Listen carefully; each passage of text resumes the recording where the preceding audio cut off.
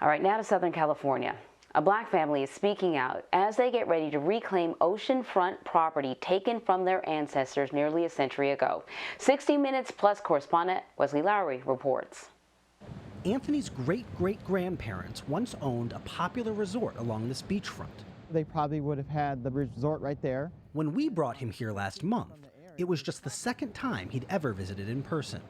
What did you think this morning when you walked out here and saw this beach and saw that property? I thought to myself, this is a magnificent place. And to think that it once was definitely my ancestors' property, you know, it kind of was like an emotional moment for me. What were the emotions you were feeling? You know, remembering what my family has gone through. So for me, it's kind of like nostalgic. There's like an internal feeling, you know, I don't know how to describe it. Of course, an ownership and a pride. Yeah.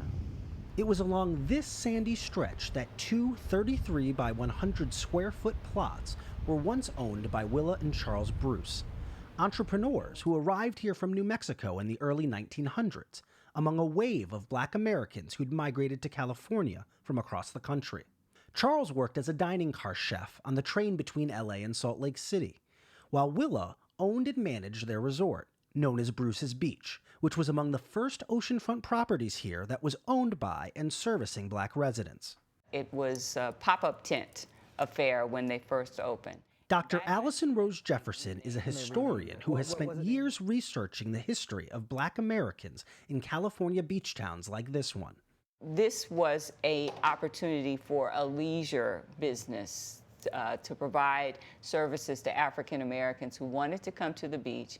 They would be less harassed in this area because there was this African American business that could provide them with, you know, something to drink, a place to change their clothes. So this was really, in a lot of ways, a linchpin of a growing black community in this area. Yes, if they hadn't been down there, I don't know that other people would have bought property down there.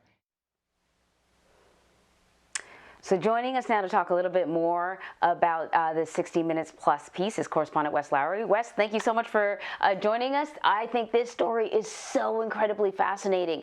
And I know there's a focus now on this section. It's a nice, you know, sexy parcel of land close to the beach, but this is a conversation that's actually been happening across the country. African-American farmers who have seen their land over generations be whittled away, the issue of heirs' rights to property in many southern states, and often, you know, what we have seen are black families either lose their land through illegal measures or quite legal but unethical measures.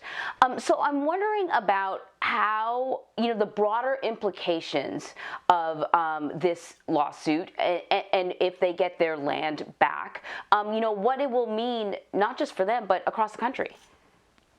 Of course, you know, as you noted, this is part of kind of a growing movement and conversation across the country, first and foremost, about our own history and about trying to kind of honestly grapple with things that have happened in our past, people who have been harmed, things that have been taken, but secondarily, a question about how do you make people whole, whether that is via payments, whether that's via returning things that have been taken.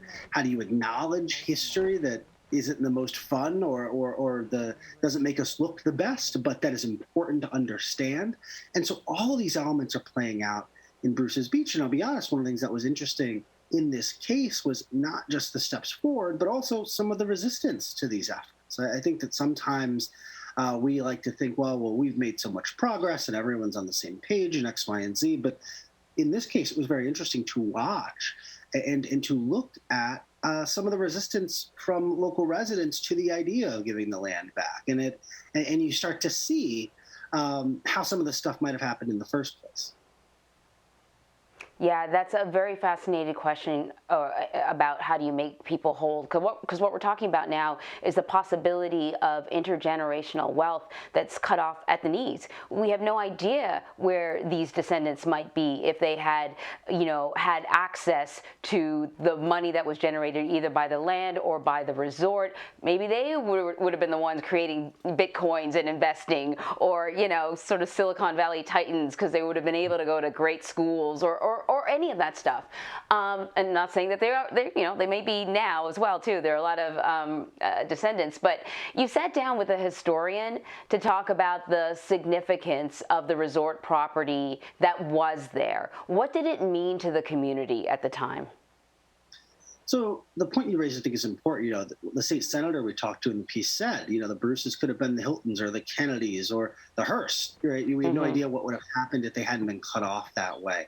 Now, Willa and Charles Bruce were entrepreneurs. They moved to Manhattan Beach in Southern California in 1912 and started Bruce's Beach, which was a resort. It was one of the only oceanfront properties that was owned by and servicing Black Americans at the time.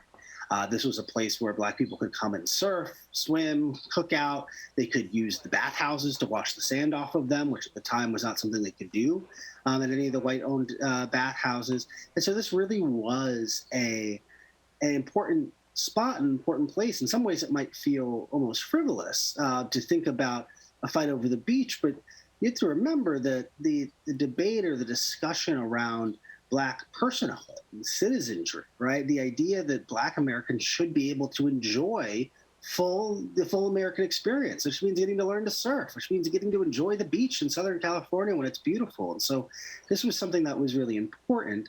But despite their success, their business was making a lot of money. It was extremely popular.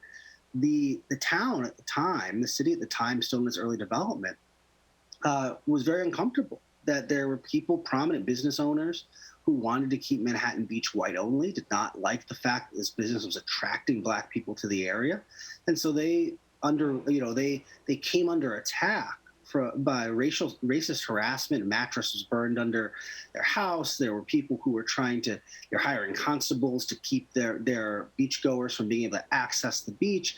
And then ultimately the city seized their land and the land of a few other Black families in the area via eminent domain, saying they were going to build a park. And essentially, at the time, this was because they wanted to keep Manhattan Beach an all-white city.